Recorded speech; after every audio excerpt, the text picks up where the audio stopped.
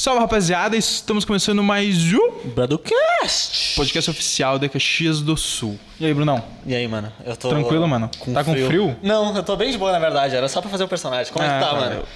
Eu tô com frio, Tu tá mano. com frio? Eu tô com frio, mano. Não, eu não tô com tanto frio assim. É que nem tu colocou de manhã o teu casaco. Tudo bem que tu não tá mais com ele agora. E tu só tirou agora, né? Sim. Eu só vou tirar de noite. Boa sorte, mano. Obrigado. Mas sabe o que vai esquentar agora, Carlão? O clima. Esse papo! Tamo aqui com quem hoje, Carlão? Hoje estamos aqui com uma pessoa muito especial. Esposa de um convidado que já esteve aqui. Calma. Cara, eu acho que foi a primeira pessoa a receber esse título. Essa descrição. É verdade, né? Esposa de alguém. Esposa de alguém. Não, é que na verdade é pra te fazer o contexto. Ah, tá, entendeu? Tá, repete. A gente tá aqui hoje pela primeira vez, obviamente, né? Sim. Cada vez tô piorando, né? Bem pior, vai.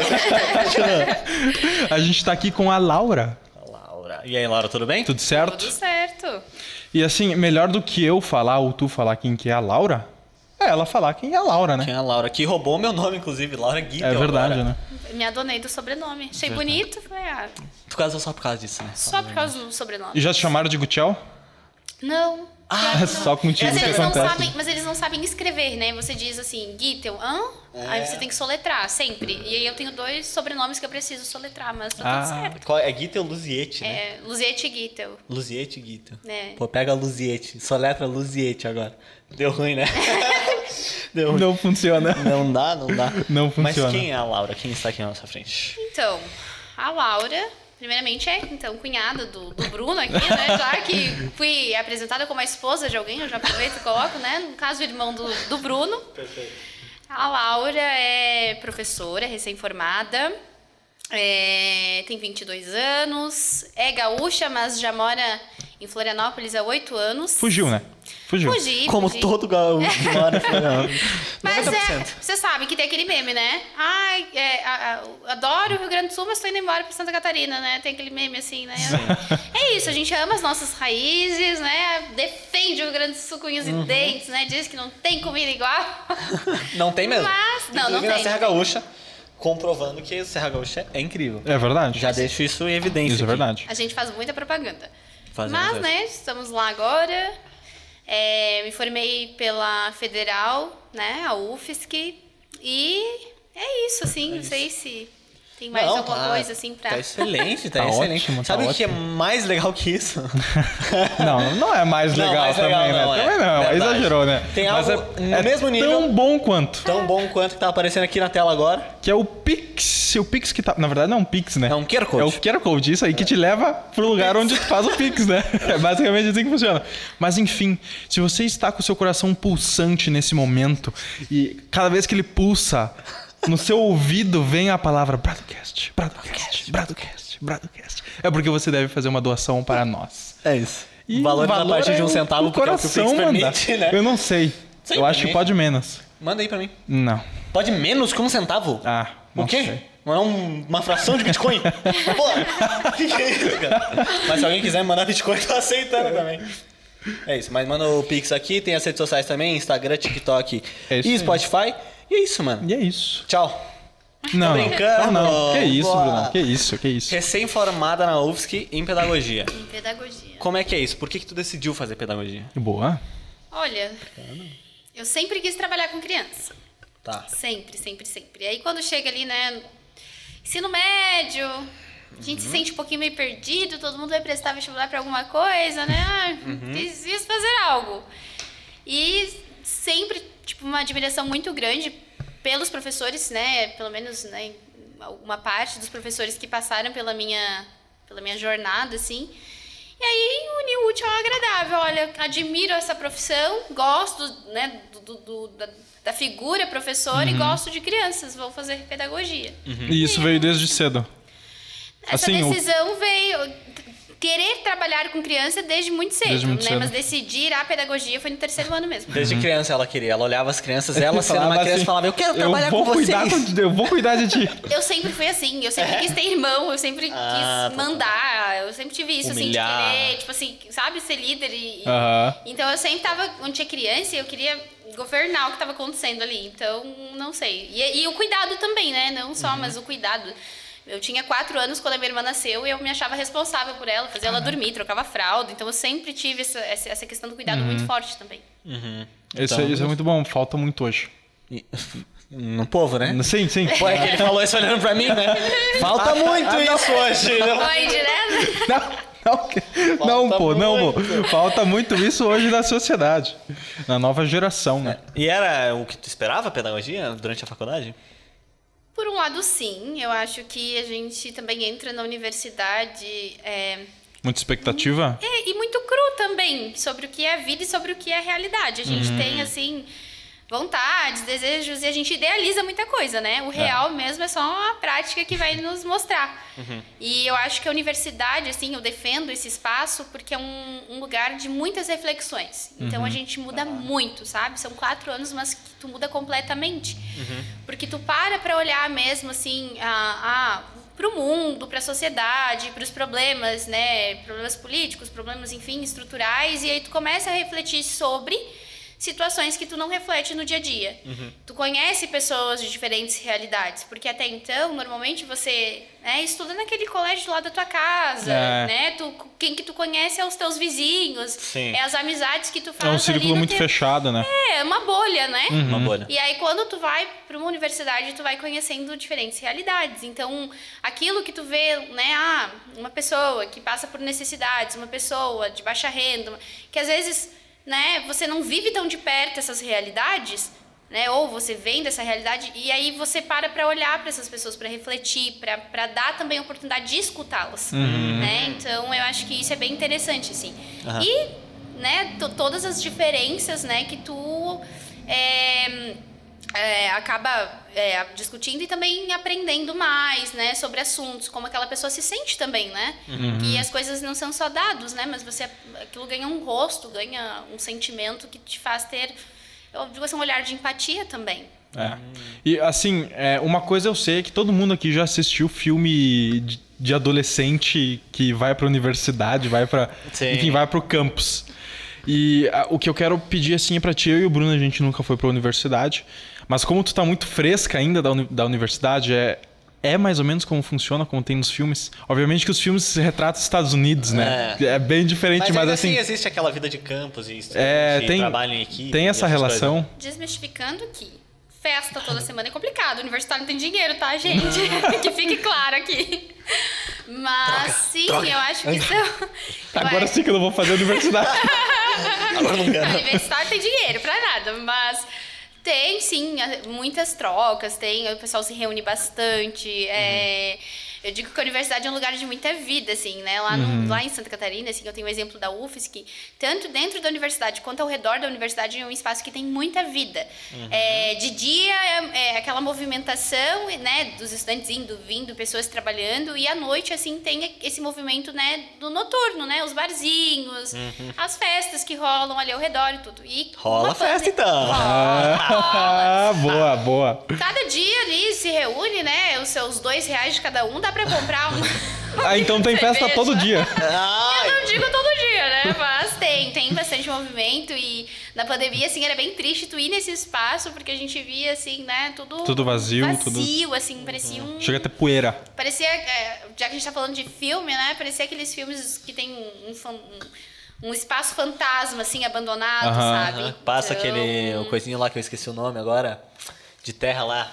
De galho seco. Arador. Não, no deserto. O negócio do deserto. Não lembro o nome daquilo. Passa aquela planta. Eu sei o que tá falando. Uma planta redondinha, uma coisa redondinha, assim, um monte de galho junto. Todo mundo assim, sabe o nome disso, mas eu esqueci agora. Todo mundo eu não sei, mas tudo Tu não sabe? Não lembro. Putz, eu vou lembrar em algum momento. Imagina Texas, pelo menos pra mim, Texas lembra isso.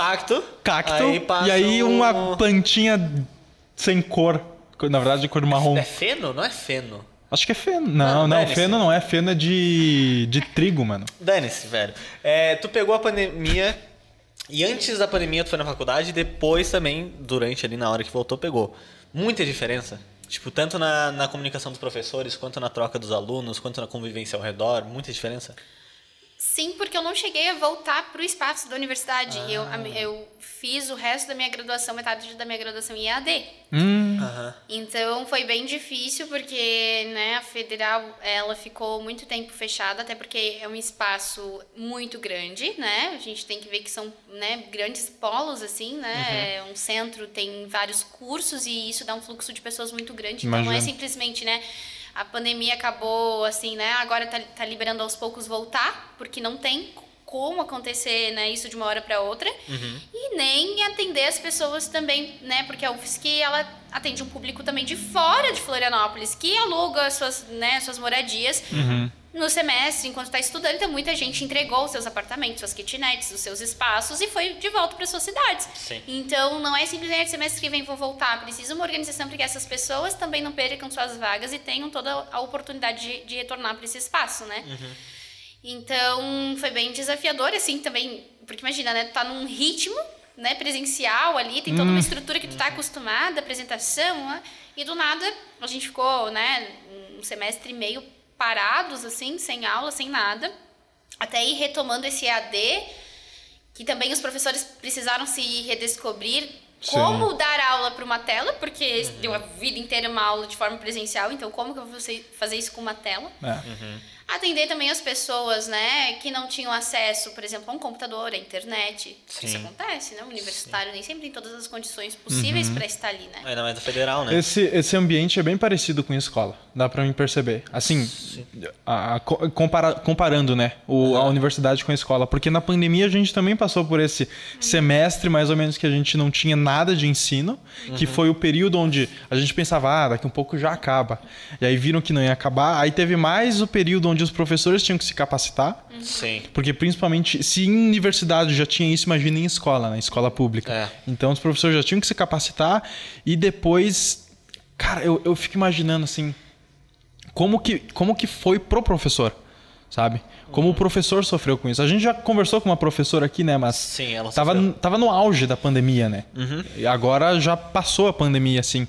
Mas eu fico pensando... Então, assim, voltando para a pergunta da questão da universidade ser parecida.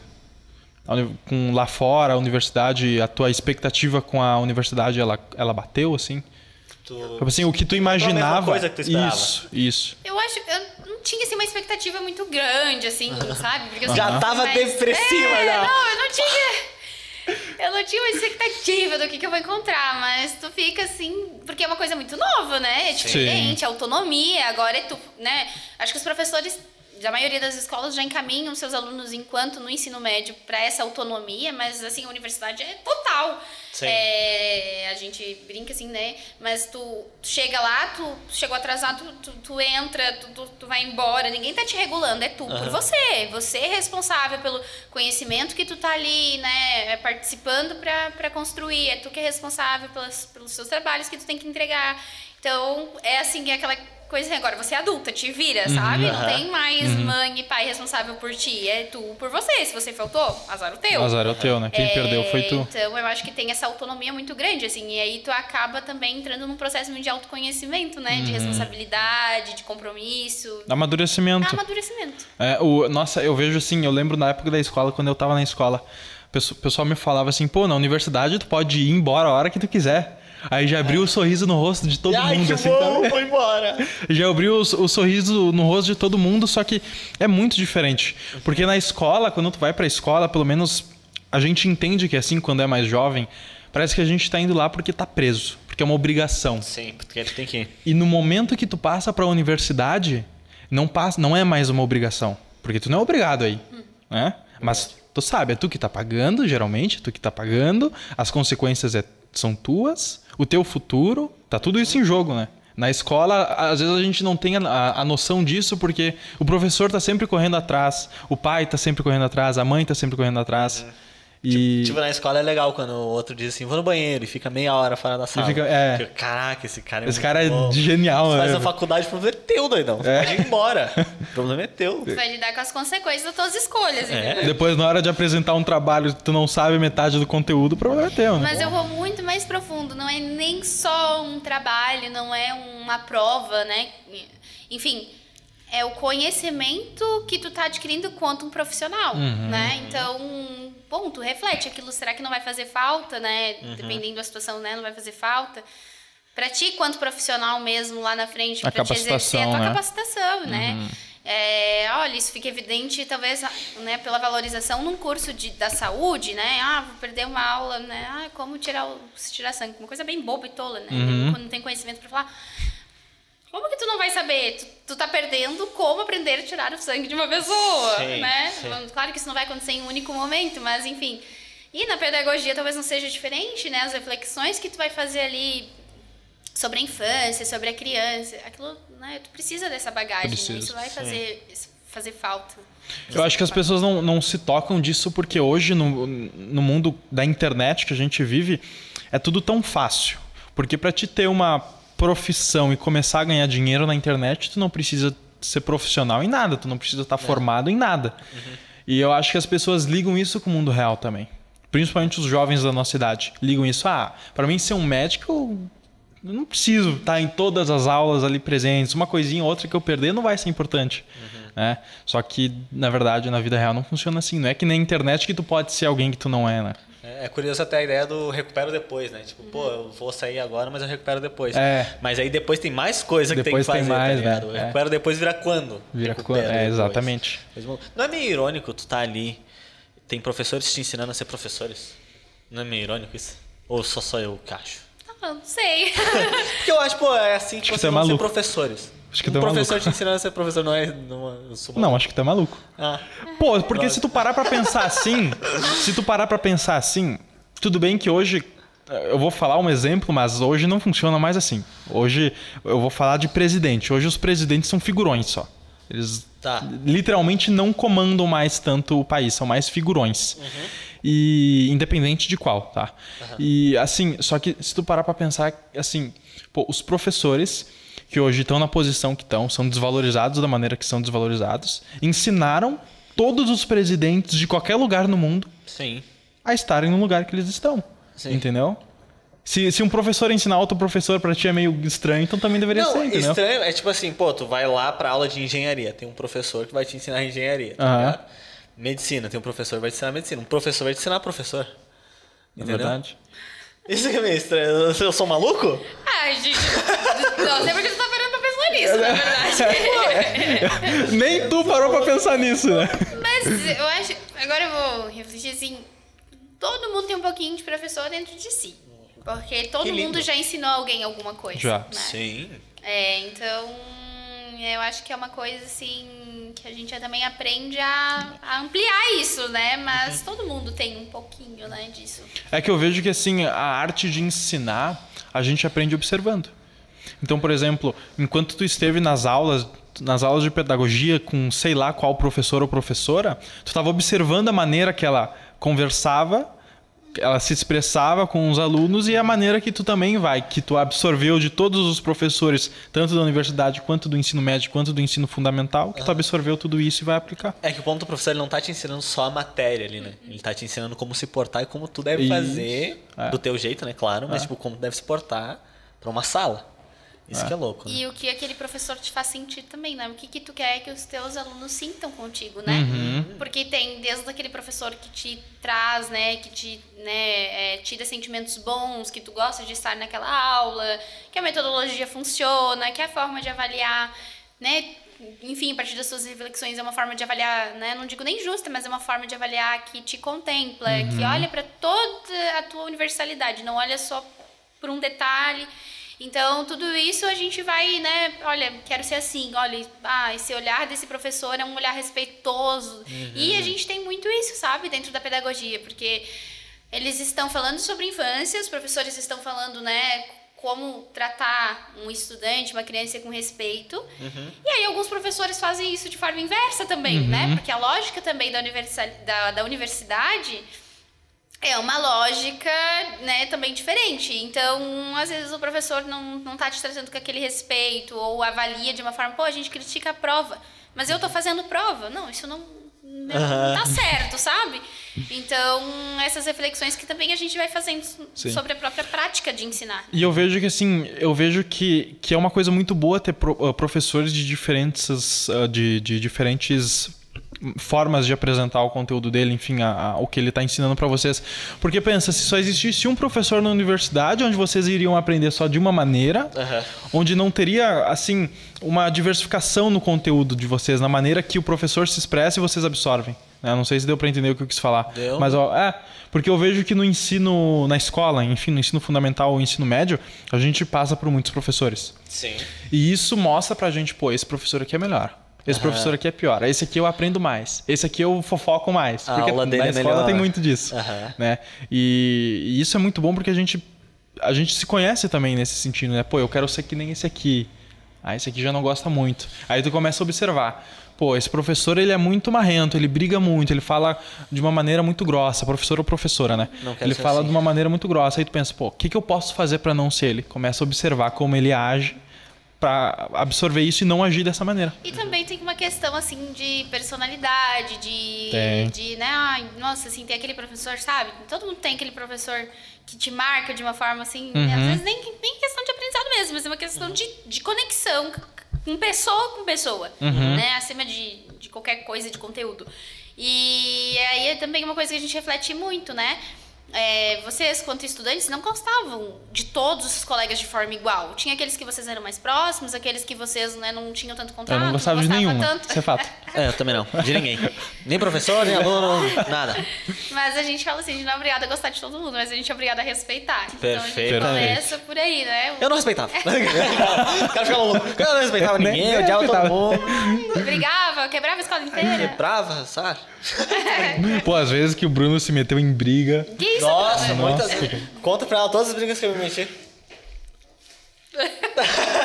Essa é a minha resposta. Depois.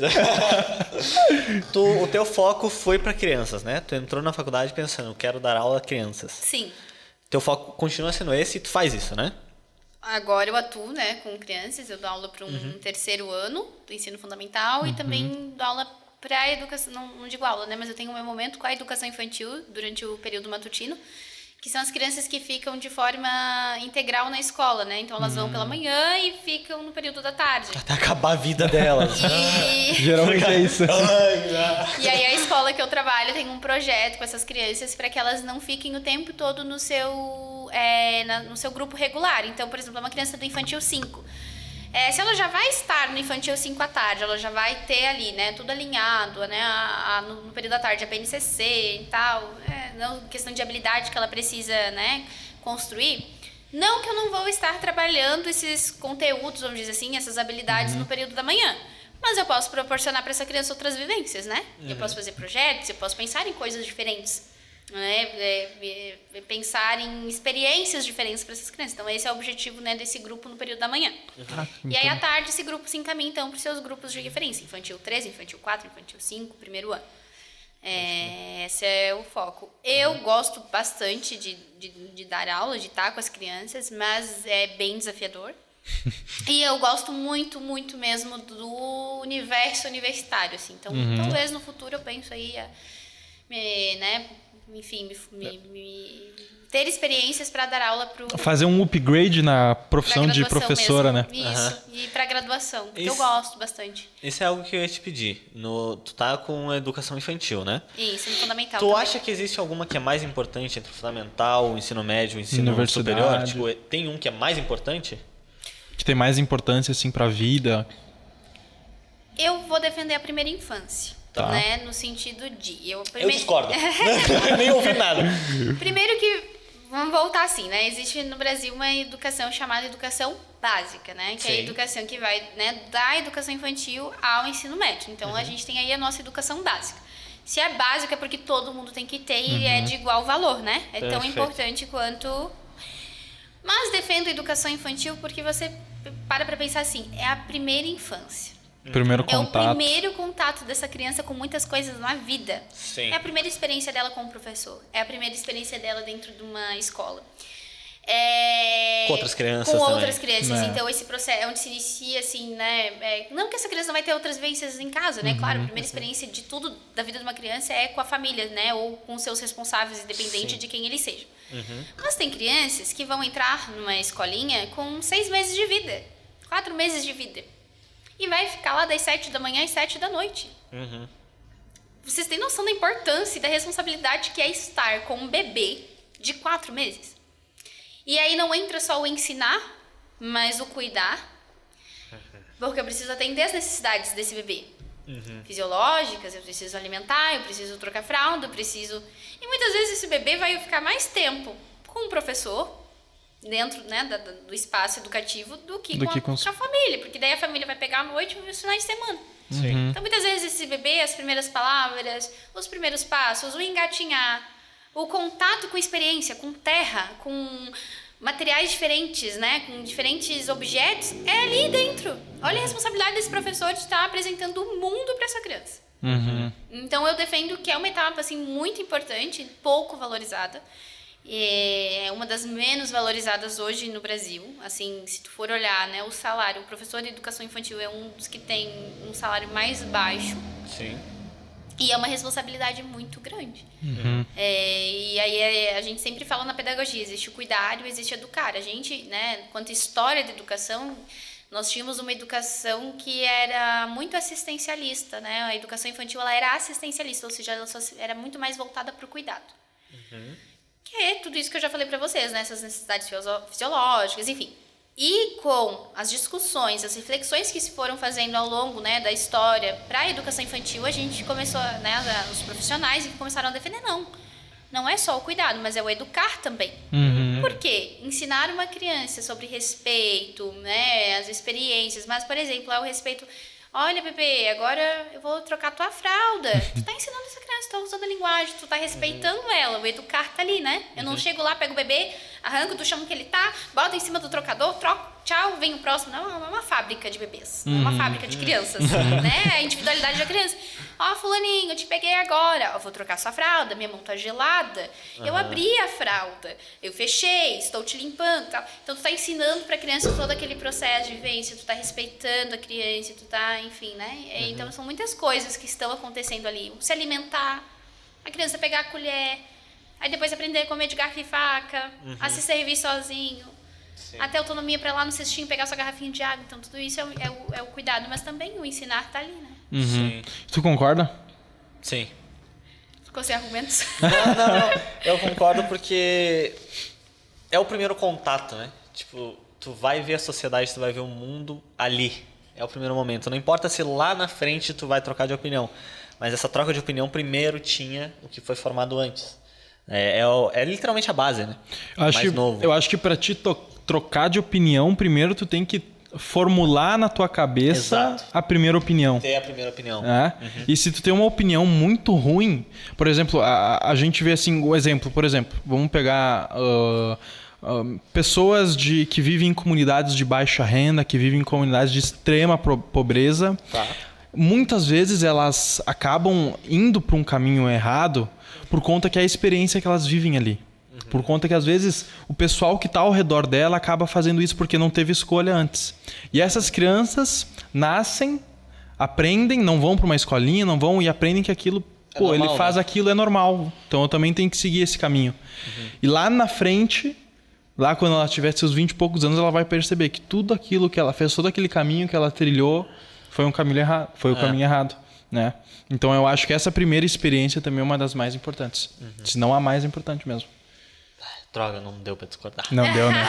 Não deu, né? Mas, eu tenho uma opinião diferente, não sei sobre vocês também, mas em relação a formar opinião, em transformar o pensamento daquela criança. Aí eu acho que o ensino fundamental é mais importante.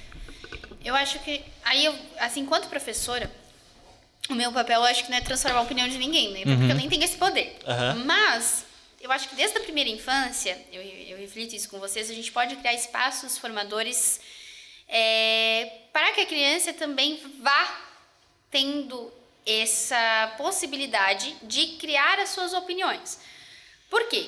Uma educação tradicional, que é o que na maioria, né, do tempo que nós temos ainda, né, muito forte na prática das nossas escolas, que é uma educação tradicional, que é aquela educação, o professor fala... você escuta. Sim. Não são todos os professores que vão te dar espaço para te discutir. Ah, eu discordo, não acho que é assim. Tá, mas por quê? Argumente, fale. Né? A resposta, na verdade, é cala a boca. Eu tô dando aula aqui. Você tá sendo o tempo todo, né, vou usar até a palavra podado, né? Sim.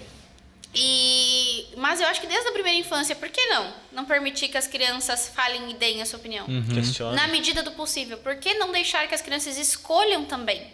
Né? Por exemplo, hoje tem sol. Olha, crianças, nós podemos ir no parquinho, nós podemos ir em tal lugar, nós podemos fazer isso. O que vocês querem fazer? Ou vocês têm uma sugestão diferente do que a gente pode fazer hoje? Vamos ouvir. Às vezes a criança vai trazer algo que não é possível naquele momento. Mas às vezes vai ser super possível, né? Geralmente num dia de sol, que tá com um climinha bom, parquinho é a solução, né? Piscininha. Mas uma criança que fala, que escolhe, que opina desde a educação infantil e vai tendo esse, né, tudo isso acompanhando ela enquanto educação ao longo da sua trajetória, com certeza vai ser um adulto, um jovem que vai se, né, colocar dentro da sociedade, que vai refletir sobre o mundo, que vai ter suas próprias opiniões, que vai se colocar. E aí esse jovem vai poder falar, né? Porque isso tudo foi construído ao longo do tempo, sobre política, esse jovem vai poder falar sobre saúde, esse jovem vai saber quais são as fontes que ele pode buscar informação. Né? Não vai ser um jovem que só vai pegar lá uma notícia do Facebook, do Instagram, do Twitter, enfim, um título de uma reportagem, uma matéria, e vai sair falando. E vai ser o suficiente, né? Que é o que a gente tem muito hoje. Tem muito. Muito, na verdade. É tido como verdade, né? Ver uma coisa é tido como verdade. E se aquilo não for verdade, se a pessoa descobrir que não é verdade, acabou pra ela. Ela fica, destruída. Pois é, só que geralmente é muito difícil a gente aceitar que algo não é verdade. Perfeito. Principalmente Esse é o ponto. quando a gente formulou na nossa cabeça que aquilo é verdade. A gente vai lá, vamos dar um exemplo, um jovem de 18 anos vai lá ver uma notícia no Instagram, vê uma notícia no Facebook e ele acredita que aquilo é verdade, independente de qual for a notícia, ele acredita que aquilo é verdade, aí chega o pai, chega a mãe, enfim, chega alguém que não acreditou e foi atrás procurar sobre essa notícia e eles falam pra ele, isso aí não é verdade, isso é mentira. O jovem aceita? Não.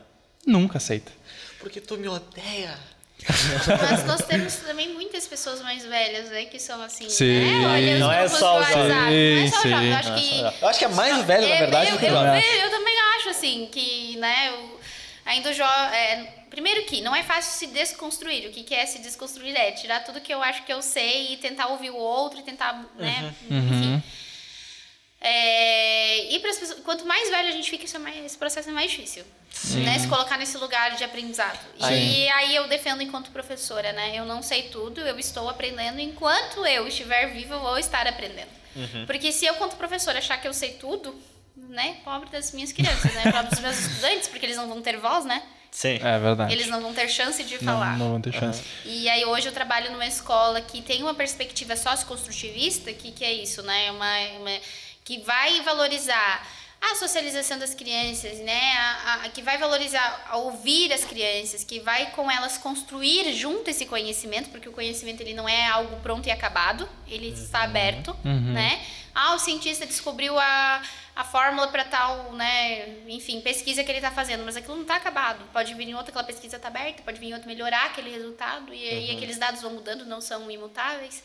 E o conhecimento é assim dentro da escola também. Então, a partir do que as crianças trazem, dos seus interesses. Então, por exemplo, o meu grupo do 3º ano é viciado em Naruto, cartinha Pokémon. Saudável. Eles adoram, né? Jogos, né? Roblox, não sei o que e tal. E eu sou uma zero à esquerda pra esse tipo de coisa. Verdade. Mas... Ela tira o nosso FIFA, cara. Sério? Tá. Mas ia ser muito legal. Mas eu posso partir desse conhecimento. Eles sabem sobre isso. Eu não sei. Vou ouvi-los, vou, né, tentar entender o que é isso que eles sabem. E eu tento propor para eles conhecimento partindo disso. Então, por exemplo, meus problemas matemáticos, por que não vou trabalhar com cartinhas Pokémon? Que legal. Por que eu vou falar da pera, da maçã, da uva, da laranja? Se tu que também pode pode fazer algo... parte da realidade do aluno, não tô dizendo que não. Mas muito mais interessante é a cartinha Pokémon. É verdade. Então eu vou lá, o fulaninho tinha tantas cartinhas Pokémon, ganhou mais tantos, quantos ficou? Pronto. Não é o Joãozinho. É o máximo. Exato, que não é o Joãozinho, é o nome do meu caminhão de estudante. banana. É ele que brinca. Então, isso faz toda a diferença, sabe? No processo de ensino. Iniciar a educação para aquela criança partindo do que ela gosta, partindo do que ela tem interesse, né? Exato. Eu acho que isso é muito importante. E voltando ali à questão do que eu falei sobre um jovem pegar uma notícia, enfim, eu me corrijo mesmo. Uma pessoa mais velha, ela tem uma tendência muito mais forte de acontecer isso com ela. E por que eu acho isso? Porque eu me corrijo do que eu falei anteriormente. Um jovem hoje, uma criança, desde pequena, ela já tem acesso ao telefone, já tem acesso à internet, já tem acesso a tudo. E ela já vê uma notícia e geralmente ela recorre ao responsável para... Pô, isso é verdade? Isso é mentira? Geralmente não é assim que acontece, mas de uma maneira mais rápida, conversando assim, ela vai e pede satisfação pro responsável. Geralmente é isso que acontece. Pede uma explicação, né? Isso, pede uma explicação. E aí o responsável fala pra ela, isso aqui não é verdade, isso aqui é verdade, isso aqui não é verdade. Então ela já tem o acesso e ela já sabe, muita coisa não é verdade que acontece.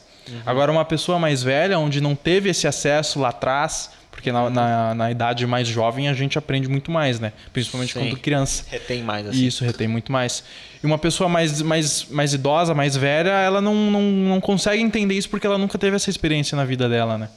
Então eu realmente... Mas ainda assim é perigoso essa parada de chegar e confiar em uma pessoa só pra dizer se aquilo é verdade ou não. Com certeza. Ainda é perigoso. Mas se a gente tá falando de um responsável. Criança, de uma criança total. É o responsável por ela e vai ser o responsável por mediar, né? Então, aí eu também entro nessa questão, né? Quanto universidade, por isso que você vai conhecer tantas coisas novas.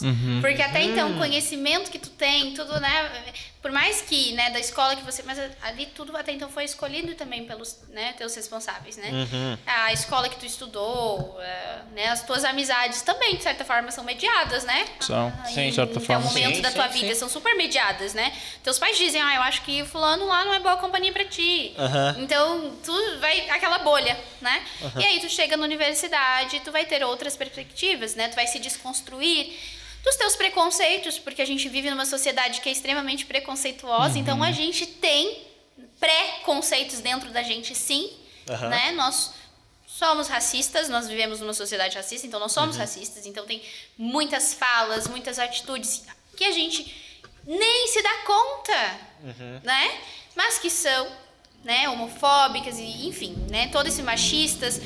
E aí, quando tu entra na universidade, tu é confrontado o tempo todo, né? Por colegas, por professores. Então, por isso que eu digo que é uma desconstrução e uma nova construção. Um novo olhar que tu vai tendo para as pessoas, né? E assim, e geralmente, pelo menos eu vejo dessa maneira, um responsável, ele não vai guiar, não vai orientar aquela criança a seguir o pior caminho, né?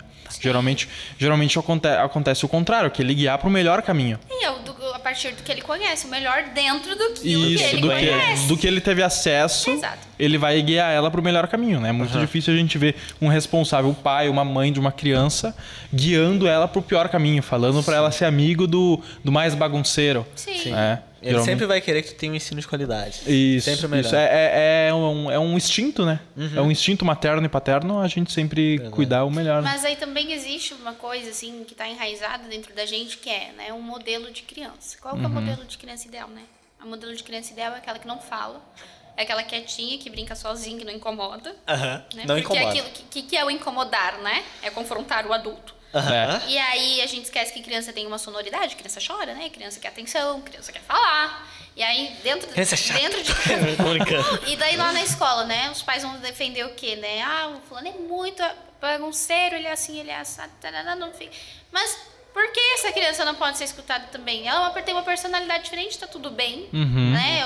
Ou se é alguma questão, né, mais densa, mais séria, a gente vai ajudar aquela criança, por que ela tá assim e tá acontecendo alguma coisa, um problema, enfim. Mas é isso também que a gente tem, né? A gente tem sempre um modelo pra tudo. A gente quer colocar todas as pessoas e tudo que a gente acha que é certo dentro de uma caixinha, né? E isso também é importante desconstruir, né? E, enfim. E cada pessoa tem um modelo ideal na cabeça dela, né? Claro. Tipo, o meu modelo não vai ser o mesmo teu, que não vai ser o mesmo teu. E se for? Tô brincando. Cara, a gente é gênio daí, velho. A gente pensou no modelo ideal e nem sabia. Aproveitando, Laura, eu falei do todo mundo quer ter um ensino de qualidade. O que é um ensino de qualidade? O que faz um ensino ser realmente um ensino de qualidade?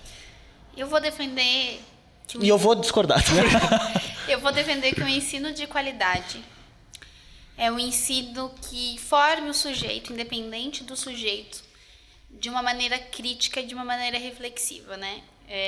Uma educação de qualidade não é só o acesso, mas é as condições de sobrevivência para que aquela criança ou para aquele adulto esteja nos espaços formativos, né? Então, por exemplo, não basta só uma pessoa passar dentro de uma universidade. Quais as condições que essa pessoa vai ter para estar dentro dessa universidade? Será que a família tem condições para que essa pessoa só estude? Ou essa pessoa vai ter que trabalhar? E às vezes, mesmo trabalhando, esse valor que ela está, né, que ela está trocando o seu trabalho para receber, vai ser o suficiente para suprir a sua alimentação, a sua moradia, a sua vestimenta? Então, eu penso que uma educação de qualidade é uma educação que não te dê só acesso, mas que também te dê condições. Isso a gente defende desde a infância, né? Eu trago para a criança também. Uma criança que mora na zona rural, que precisa se deslocar para uma escola. Eu estou dando acesso para essa criança, mas e as condições de um transporte que leva essa criança até a escola? A criança, se ela tem fome, ela vai aprender? Não. Então, eu preciso dar uma alimentação de qualidade para essa criança dentro da escola, para que ela possa, né, enfim, se alimentar e possa também estar ali presente. Se essa criança está no inverno, numa região fria, ela não tem sapato, casaco para ir para a escola. O que adianta ter o acesso à escola? Ela vai passar a manhã inteira com frio, vai ficar doente.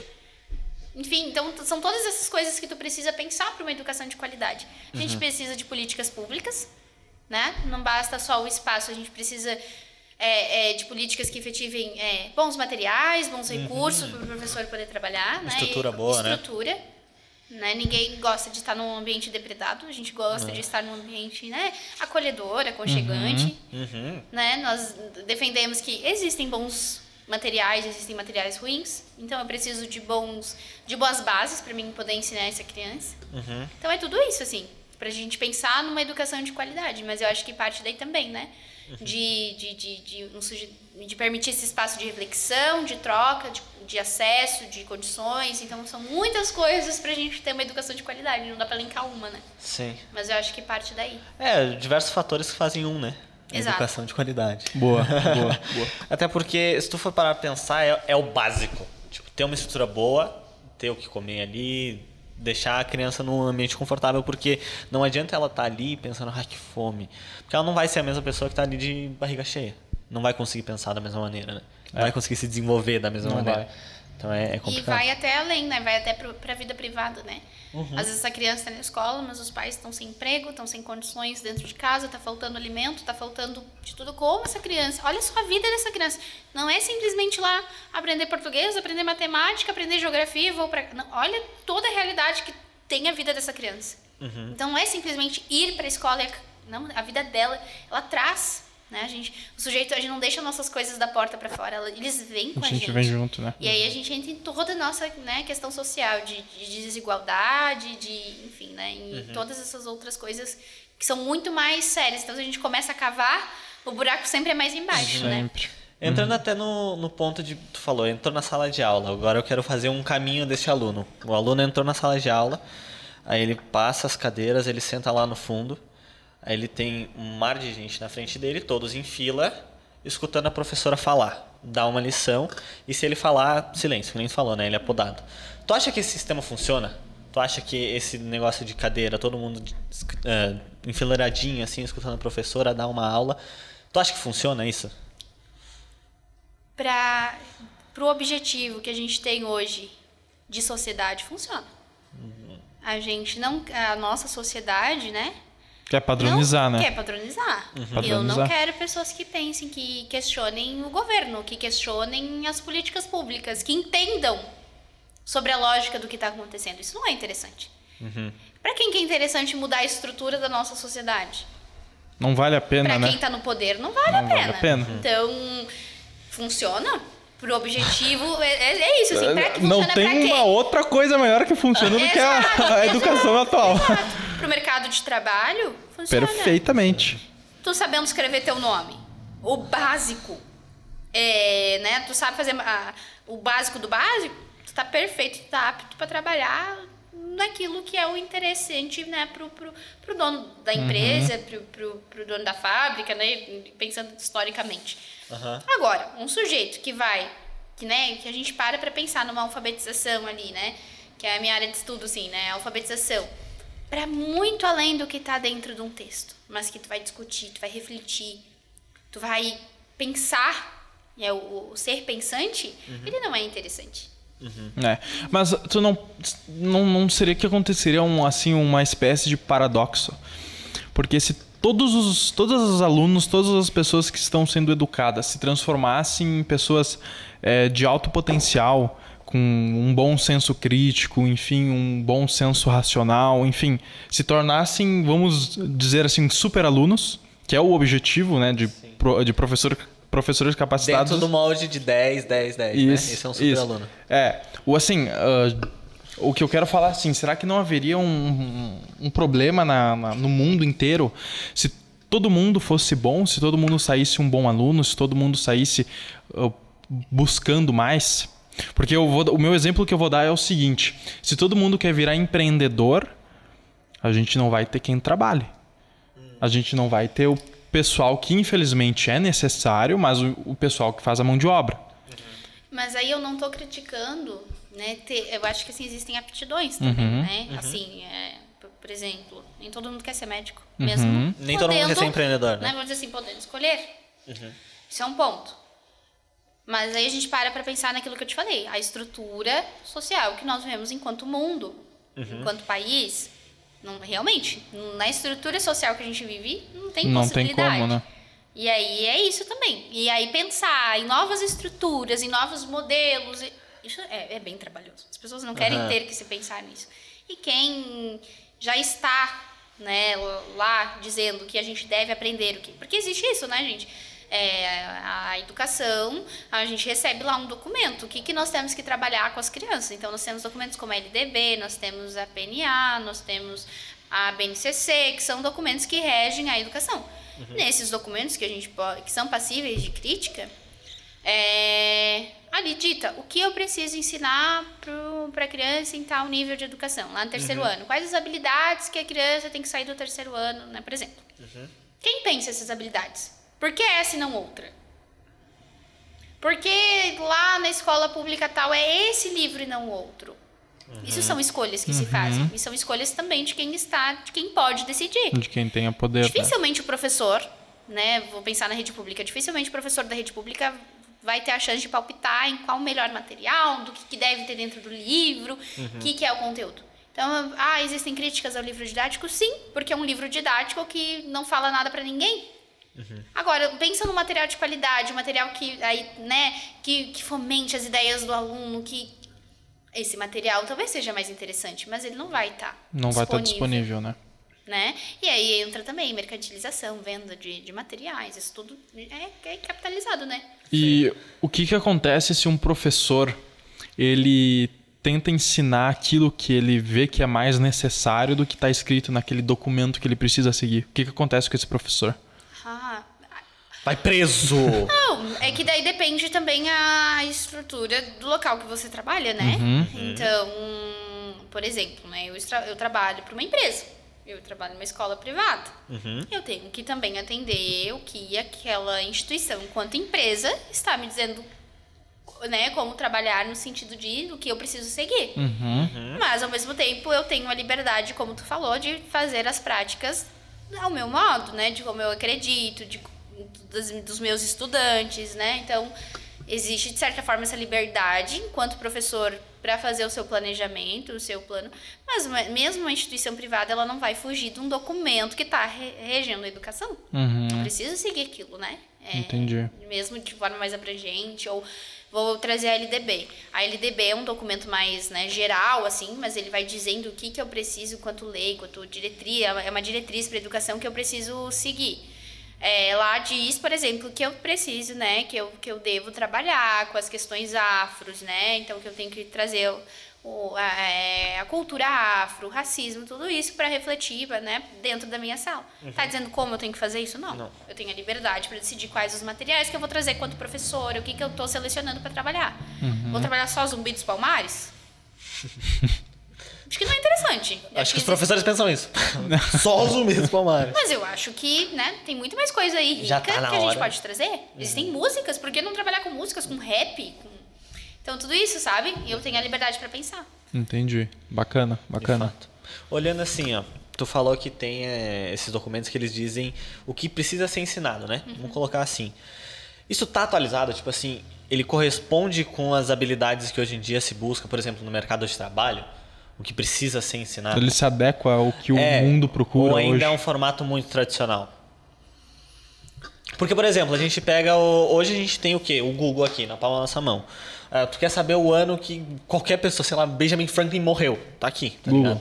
Não precisa mais essa questão de decoreba, por exemplo. Isso, em vez de ter essas coisas de decorar, entraria outras coisas? Outras opções? Outras opções, tipo o ano que o Brasil foi descoberto. Essas coisas assim que tu consegue encontrar no Google. Tu não acha que isso poderia ser substituído?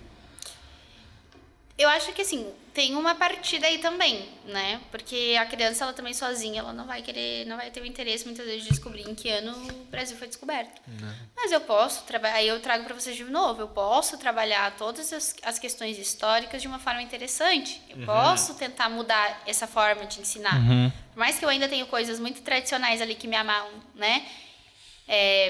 Enquanto professora, mas eu posso sair também de dentro, me colocar, tentar sair de dentro dessa caixa e proporcionar experiências diferentes, reflexões diferentes. Eu tive professor de história que, por mais que ele estava ali dando conteúdo de história, eu conseguia fazer muitas reflexões com a minha atualidade. Eu acho que é bem interessante isso. Vou pensar na história do Brasil, mas vamos olhar para hoje, ao mesmo tempo fazer esse panorama hoje. E na tua realidade, tu acha que é assim, tu acha que não, tal? Então, aí traz toda aquela questão de reflexão, né, do sujeito crítico que vai, poxa, é verdade, olha, era assim lá em 1700, continua assim, a gente não mudou.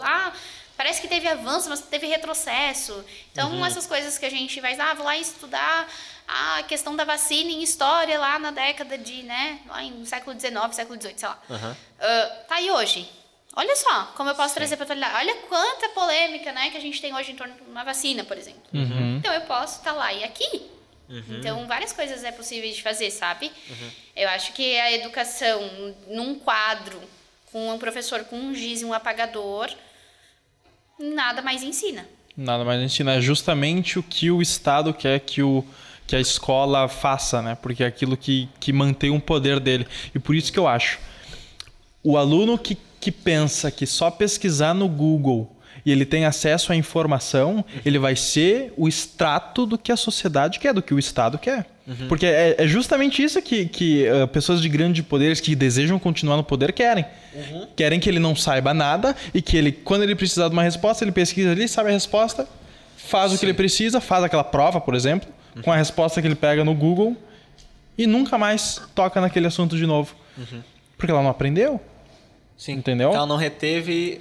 É que essa parada de aplicar no mundo é um negócio muito interessante, mas é um negócio muito raro também. É difícil. Tipo, é muito difícil de encontrar isso. Se isso fosse aplicado, tipo, constantemente, mudaria o rumo da educação, tá ligado? Tipo, como é que a gente aplica isso hoje? Essa é a pergunta-chave, tá ligado? Esse conteúdo, não interessa o que é mitocôndrias, eu gosto de falar disso. Mitocôndrias, como é que eu aplico hoje? Aí seria uma verdade-chave interessante. Mas é muito raro. Vou trazer um exemplo para vocês, assim, bem... Eu tenho uma criança... eu estava trabalhando com as crianças, por exemplo, um clássico, porque, né, a gente apresenta também, né? Por que é clássico, né? Por que essa história se perpetua tanto tempo, continua sendo vendida, continua sendo lida, continua sendo produzida? Então, eu estava trabalhando o Mágico de Oz, enquanto uma literatura clássica para as crianças da educação infantil, pequenininhos. E aí a gente chega lá numa parte da história em que tem um diálogo muito interessante entre o Homem de Lata e o Espantalho. O Espantalho, ele quer um cérebro, porque ele foi criado, né, enquanto palha, e ele não tem cérebro. E ele se sente burro e menosprezado por não ter um cérebro, né, que é isso que o Corvo lá diz pra ele. Tá. O Homem de Lata, ele já foi humano. Ele teve cérebro e ele teve coração. E aí... O Homem de Lata, ele quer pedir pra Oz um coração, porque ele acredita que o amor foi a melhor sensação que ele teve. Era o sentimento que ele tinha por outra pessoa. Então, pra ele, o amor é a resposta. Por Espantalho, que não teve coração e não teve cérebro, ele quer um cérebro. Aí a gente entra amor e razão, né? E aí, discutindo com as crianças sobre isso, eu pergunto, o que vocês escolheriam? Vocês escolheriam o coração ou vocês escolheriam o cérebro? Dizem que o nosso cérebro é o pensante, o coração é o sentimento. E aí, enfim, todo o diálogo com eles. Imagine se vocês não tivessem o cérebro. E quando vocês ficam bravos porque um coleguinha pegou o brinquedo de vocês, aí vocês não iam escutar a prof, não iam escutar ninguém. E aí eu tenho uma das minhas crianças que vem e diz, prof, foi assim que a Wanda se sentiu, né? Ah, que da hora. E eu fico olhando assim, assim, por quê? Aí ele, sim, porque a Wanda, ela desligou o cérebro dela, ela só escutou o coração. Né? Trazendo ali o filme da Marvel, ele conseguiu, olha que coisa louca, ele conseguiu fazer uma analogia de uma história com um filme e refletir sobre sentimentos e refletir. Ele conseguiu fazer isso.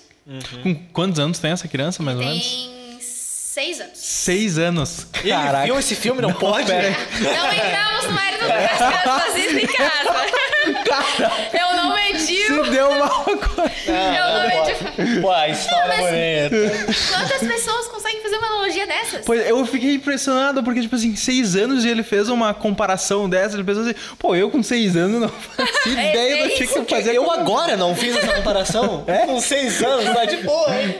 Pô, mas uma coisa que me impressionou, tu lembra desse conto? Lembro.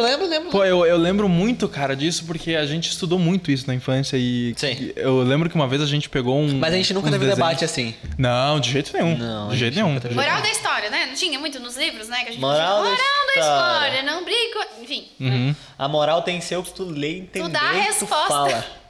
Tu dá uma resposta como se a moral da história fosse aquela e acabou e o livro não pudesse mais ser explorado e as crianças não pudessem ter conclusões diferentes, né? Eu tive É uma isso que dá pra conclusão. Não, entender. tá errado. Essa é a moral.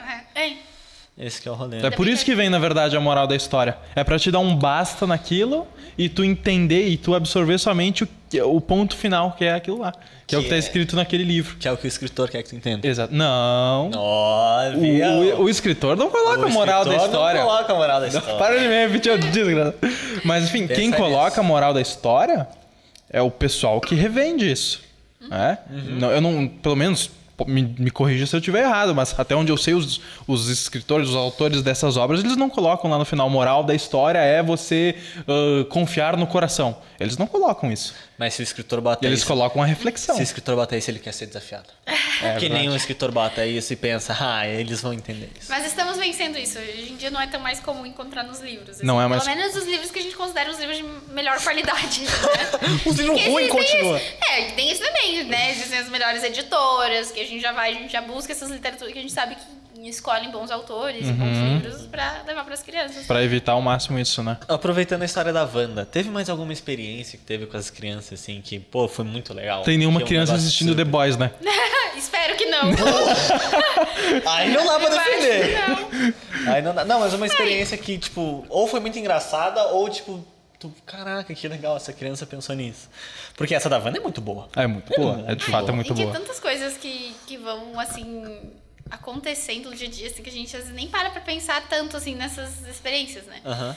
Mas as crianças têm muitas sacadas, assim, geniais e de reflexão. Às vezes a gente também, e isso eu me policio muito, né? Porque, por exemplo, a gente tá trabalhando um texto e aí tu vai fazer junto com eles a resposta e tu faz uma resposta de 5 linhas. Uhum. E eu tenho criança que é sintética.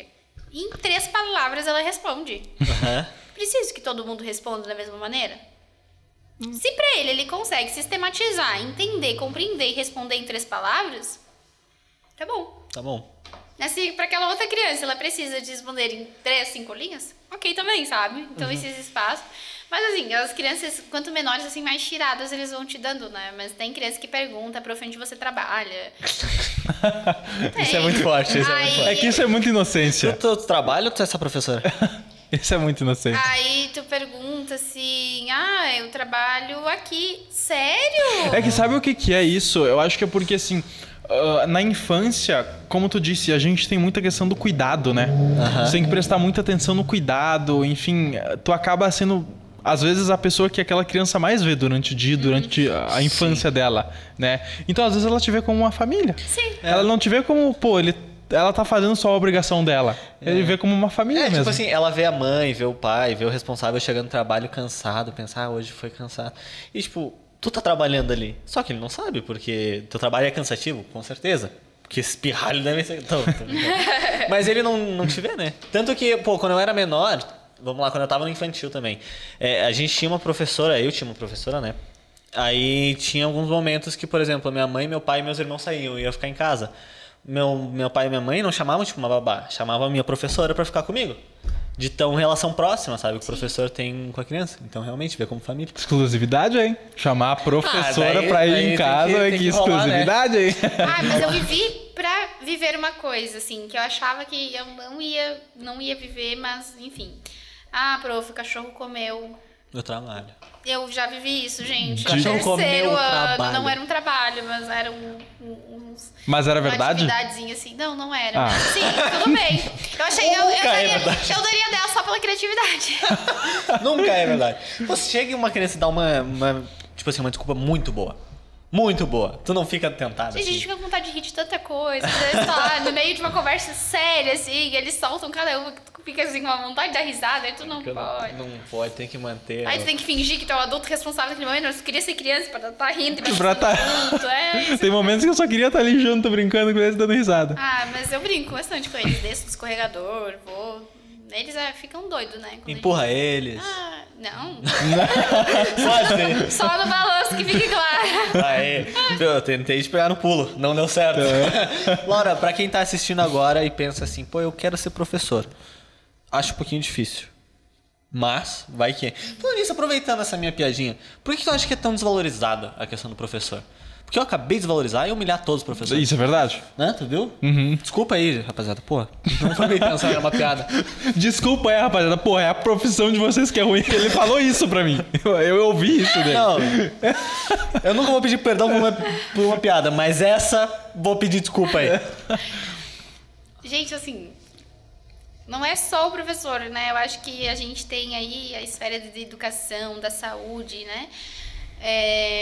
São bem desvalorizadas de uma maneira geral, assim, né? Tem onde mais precisa investimento e onde menos tem, e, enfim.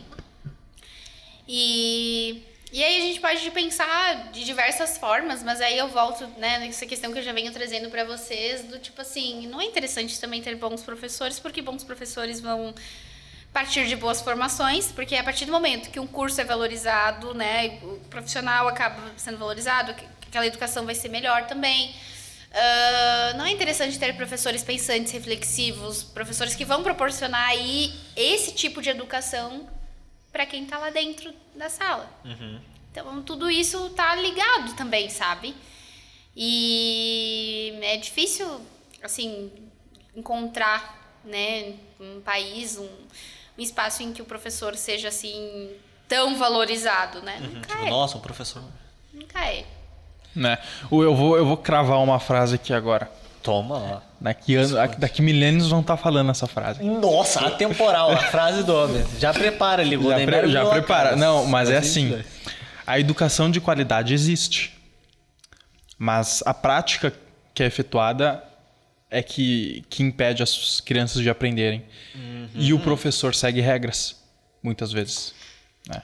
Então a interpretação disso é que o professor não está fazendo aquilo por maldade, ele não está ensinando aquilo porque ele quer ensinar daquela maneira, às vezes é porque ele precisa obedecer uma regra. Porque se ele não obedece àquela regra, ele vai perder até o direito de exercer a profissão dele. Mas é que o sistema, ele é um sistema que te, assim, chega uma hora que tu cansa, eu acho, também, né? Quanto profissional, né? Lá no início tu bate de frente, e aí pensa assim, chegar num ponto, se as coisas não mudam. Não é fácil estar dentro de uma sala de aula, assim, é muito desafiador também. Tu pegar uma sala de aula aí, né, seja com 9 crianças, seja com 30, cada criança tem uma especificidade. E você é para pensar que cada criança não aprende da mesma forma, cada criança tem necessidades diferentes, às vezes diagnósticos diferentes, você não tem apoio, você precisa planejar, porque o trabalho do professor não é só ali, enquanto está dentro da sala de aula, né? Tem planejamento, tem que estudar. Daí também entra no mérito de formação continuada, é importante, né? A gente não sai pronto, né? 4 anos e meio de pedagogia, você não sai pronto. Você precisa continuar estudando, refletindo e, enfim. Então, tem muitas demandas também para esse professor. Ele não sai da faculdade preparado para comércio, né? Não sai com o rótulo já preparado para comércio. Até porque muda muito, né? Até o que tu falou hoje não era pensado, por exemplo, 20 anos atrás. Claro. Não era nem pensado. Agora, se o professor para na faculdade, não se atualiza, aí fica para trás. E depende, existem vários espaços formativos, alguns melhores, outros nem tanto, né? E é isso, assim, também, né? Chega uma hora que esse professor, ele também fica um pouco cansado, assim, porque não é muito fácil estar dentro de sala, né? E são muitas demandas. Então, É uma profissão, assim, que eu digo, é uma profissão muito prazerosa, porque tu estar ali com as crianças é algo muito bom, mas também é muito cansativo, por tudo isso que tu precisa dar conta, né? E aí, quando a gente fala, fracasso escolar, culpa do professor, né? Coitado, esse professor tem que ser super-herói. Esse professor tem que ser super-herói pra dar conta, né? De tudo que querem que ele dê. Eu fico imaginando época de escola, assim, enfim, eu já fiz isso, o Bruno já fez isso, todo mundo já fez isso. Ficar reclamando, putz, esse professor só passa conteúdo, ele não sabe de nada, e não sabe de nada a maneira de Não, já falei. né? E ele é chato, só passa conteúdo, só passa coisa. Mas e hoje a gente percebe, pô, ainda bem que eu tive um professor que passou tanto tipo de coisa pra mim, né? Não, eu odeio todos. Tô brincando, um abraço pros meus professores. Eu acho que de tanta indireta que ele mandou e falou, tô brincando, tô começando a achar que é verdade já. Também já tô Mas alguém lá. tem dúvida que não é verdade? Tá claro? Eu vou citar nomes. O que é isso? Tô brincando, não tem. Mas todos os pra professores lá. gente encerrar da melhor maneira, se hoje eu perguntasse assim pra ti, eu quero me tornar um professor, que dica que tu me dá? Essas pessoas que moram no meu coração. Terapia. Terapia? Repensa, tá ligado? Eu acho assim, né? Precisamos de professores, mas terapia. Eu tenho uma amiga que sempre diz isso, né? Ela fala, Laura, terapia. Porque, de verdade, se você não acha desabafar, se você não tem que conversar, porque a gente também acaba pegando... Cada criança passa por uma dificuldade, um problema, enfim, você acaba pegando tudo aquilo pra você, né?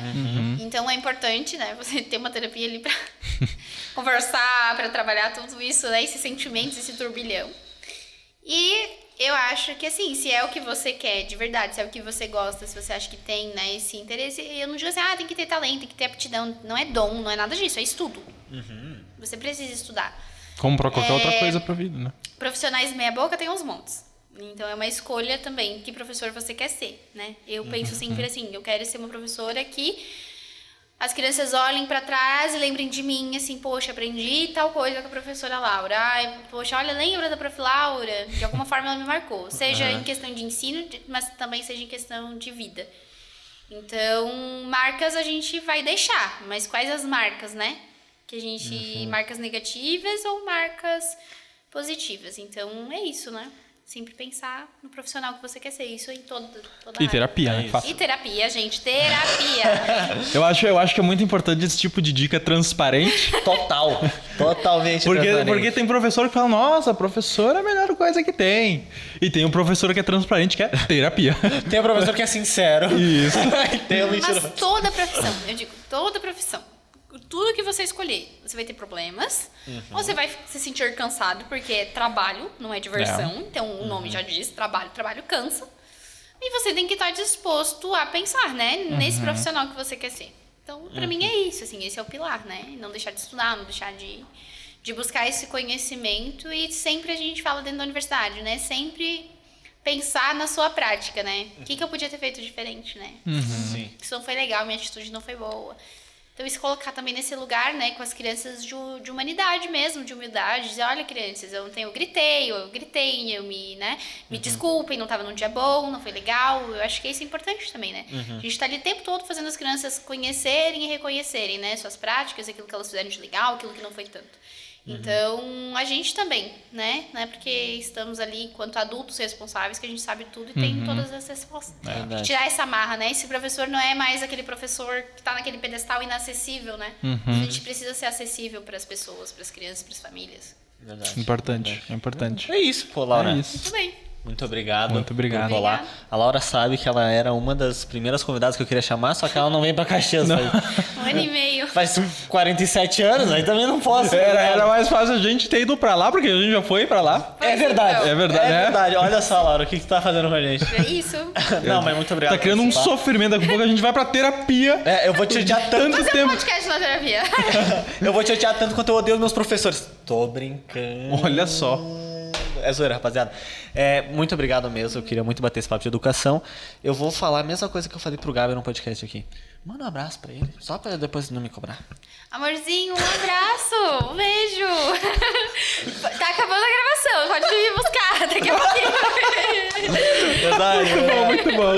Mas, Laura, muito obrigado de verdade. A gente trocou aqui uma ideia muito importante e eu tenho certeza que o profissional que tem interesse, na verdade o formando que tem interesse em se tornar um profissional na área de pedagogia e assistir esse episódio, vai ter muita clareza pro futuro. Vai. Quer deixar Instagram? Quer deixar alguma coisa? Algum projeto? Fica aqui o convite, né, para as pessoas também conhecerem os projetos que tem dentro aí das universidades mais perto. Então, né, as universidades federais, eu posso falar, porque é o que está mais no meu conhecimento, né? Tem muitos grupos de estudo, tem, né, muitas coisas que fervilham ali dentro e que, né, professores e comunidade também pode estar conhecendo, né? Porque um discurso é a universidade só faz balbúrdia, mas não, né? Tem bastante, além da balbúrdia, tem bastante coisa boa e bastante conhecimento. Então, né, por exemplo, eu sou vinculada a um grupo de pesquisa, que é o grupo FOP, que é o grupo de formação de professores e práticas de ensino. Existem congressos que acontecem anualmente no âmbito da educação, tem AMPED, tem a BAUF, então eu acho que vale assim os professores também estarem sempre, né, buscando, e tem muita coisa aí disponível, é só, né, buscar. Só ir procurar. É só ter É só procurar. vontade. É isso aí. E se esforçar. Muito obrigado, Carol. Muito obrigado. Muito obrigado, Laura. Até a próxima. Muito obrigado. Muito obrigado a você que assistiu. Ó, peraí. Quem assistiu até esse exato momento, a gente tem uma recompensa, não tem? Tem? A gente tem uma recompensa que é o nosso reconhecimento. Muito obrigado. Cara, eu tava muito obrigado por estar com a gente aqui até esse momento, Muito né? obrigado, até o fim desse não. episódio. Achei que ia rolar um dança gatinho. Cara, eu achei que né? ia me quebrar. Eu achei completamente. Eu achei, caraca, a gente vai dar dinheiro pras pessoas.